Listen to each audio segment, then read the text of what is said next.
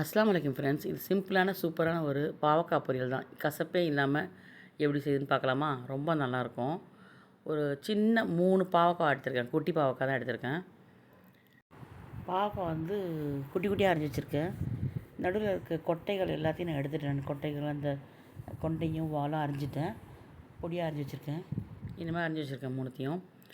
ஒரு வெங்காயம் எடுத்துங்க. ஒரு வெங்காயம் எடுத்துகிட்டு ஒரு வானலியில் வந்து 2 டீஸ்பூன் எண்ணெய் விட்டு சீரகம் வெங்காயம் மட்டும் போட்டு வதக்குங்க. அப்புறம் கொஞ்சோண்டு இஞ்சி பூண்டு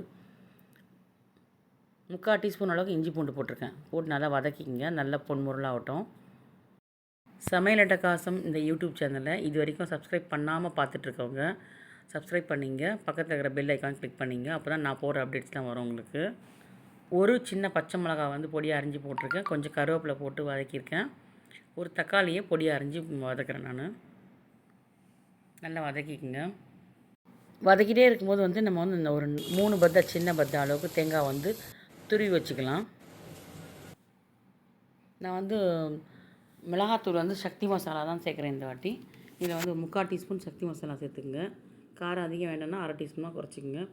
நெக்ஸ்ட்டு பாவக்காவையும் சேர்த்து நல்லா வதக்குங்க. அந்த மசாலாவோடு சேர்த்து வதக்கிட்டு கொஞ்சமாக 1/4 கப்புக்கு அதிகமாக 1/2 கப்பு கொஞ்சம் கம்மியாக தண்ணி வந்து ஊற்றுங்க. ஏன்னா பாவக்காய் வேகணும் இல்லையா, அதனால் பாவக்காய் வேகிறதுக்கு தண்ணி ஊற்றுருங்க.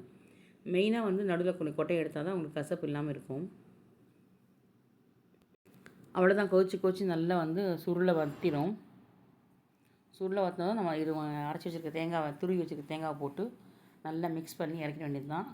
கண்டிப்பாக செஞ்சு பாருங்கள். சூப்பராக இருக்கும். கசப்பே தெரியாது உங்களுக்கு. சுருளை கிளறி வரும்போது கொஞ்சமாக 1/4 டீஸ்பூன் கரம் மசாலா போட்டிருக்கேன். நல்லா வதக்கிங்க. சக்தி மசாலாவுடைய கரம் மசாலா போட்டிருக்கேன்.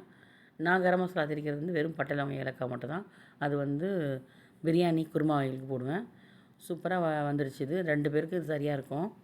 சுடு சாதத்தில் போட்டு சூப்பராக பசஞ்சு சாப்பிட்றதுக்கு அருமையாக இருக்கும். செய்து பாருங்கள்.